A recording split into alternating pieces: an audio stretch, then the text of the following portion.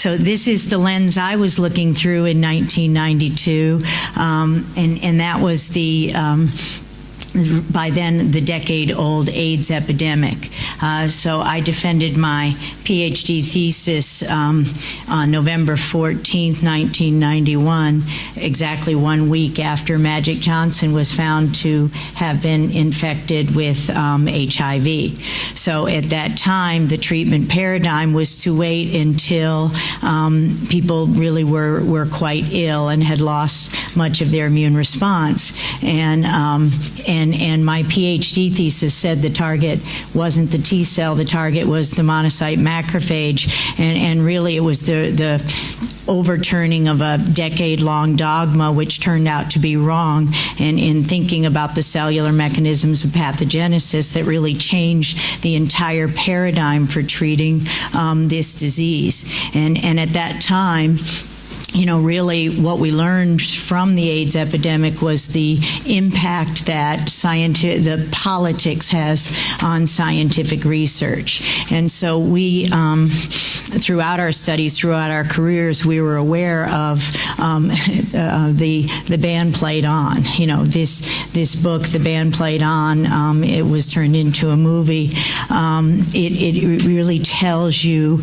the epidemic. It shows the signs. It shows some of the things we're going to hear today, and there were so many deaths and so many signs and so much evidence before anybody believed a retroviral association. So we lost millions, really, an entire generation and an entire continent. So when my work led to the isolation of a new family of human retroviruses associated with ME and other acquired immune deficiencies, the agency heads, well, that was where I wanted to be.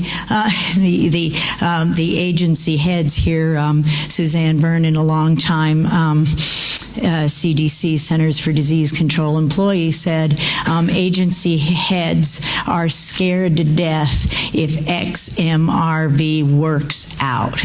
Now, what does that mean?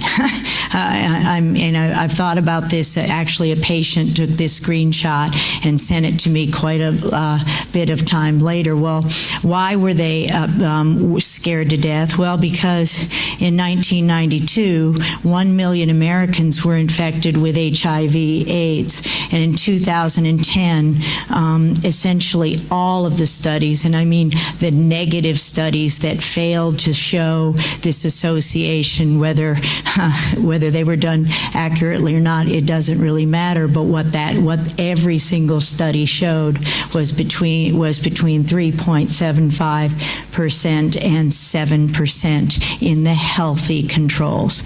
So you have a carrier population now of almost 25 million Americans with the same evidence of infection of XMRVs that Magic Johnson had in 1992. Sorry, that would have broken the budget of the world economy. So in this slide I've been building for the better part of the last decade, and I'm running out of room to add diseases. So I call these 21st century acquired endocannabinoid immune dysfunction, so AEIDS. And so I write unintended consequences of unsafe vaccinations in CDC, our Centers for Disease Control schedule for how what we're inoculating into our infants and our immune compromised in our families. So we can talk, I will talk a lot more about this, but I think you can see that by changing the names and continually moving the targets so that we look at these diseases not as a family of diseases with similar underlying molecular pathogeneses at the molecular level, as I think we're going to hear in great detail today. if we consider them all neuroimmune disease, as we have been since 2006 when I entered this arena, and there every asterisk that you see there has evidence in at least one peer-reviewed publication of retroviral association with these diseases, whether it's endogenous, exogenous, which family, doesn't really matter. That's what's critical to this education in this conference today. So the problem is the politics, and the advances in technology have revealed the unintended consequences of the current vaccine strategies. We'll talk a lot about Matryoshka dolls here, but I use this one. This came from a Trends in Immunology in 2014, where we're beginning to appreciate the layered immune system. That is, that it changes throughout life with different stages and different functions and abilities throughout life. And when we think of it as a layered immune system, then we can start to see how the layering of different pathogens and inoculations has crippled those pathways, and we can unravel it and diagnose it and treat the target. This quote I show you from Martin Luther King. This was an email discussion of July 11, 2011 between Mary Schweitzer, Tom Hennessy, and I. And we were fighting very hard at that time to try to prevent the governments of the UK and the US and the WHO from covering up the contaminated blood supply, from covering up the contaminated vaccines, which my colleague wrote in this quote.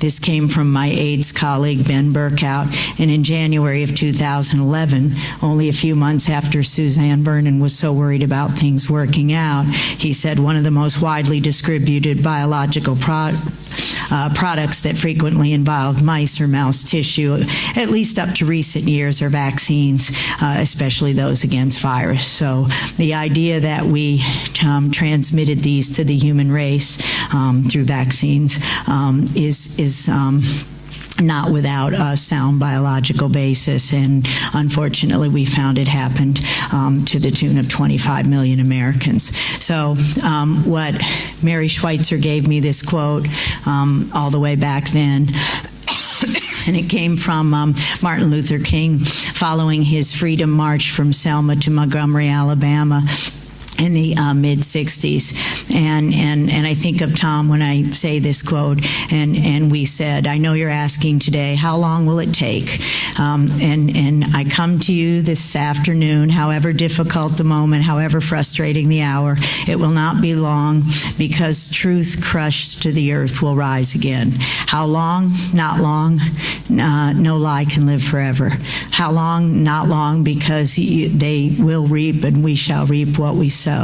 How long? Not long, because the arc of the moral universe is long, but it bends towards justice. And here today, we're just honored to have these speakers who speak scientific truth, and I think we're going to have a fabulous conference where we can bend that arc more towards justice for these patients, understanding how to treat them. So first, before I introduce Dr. Byron Hyde, I'm going to introduce Alex Chalk. He's an MP. Alex serves on the Justice Select Committee. He's the MP for Cheltenham and human rights barrister. Alice Reeve asked Alex if he would mention a few words today, and he very kindly agreed. So we're listening to MP Alex Chalk right now.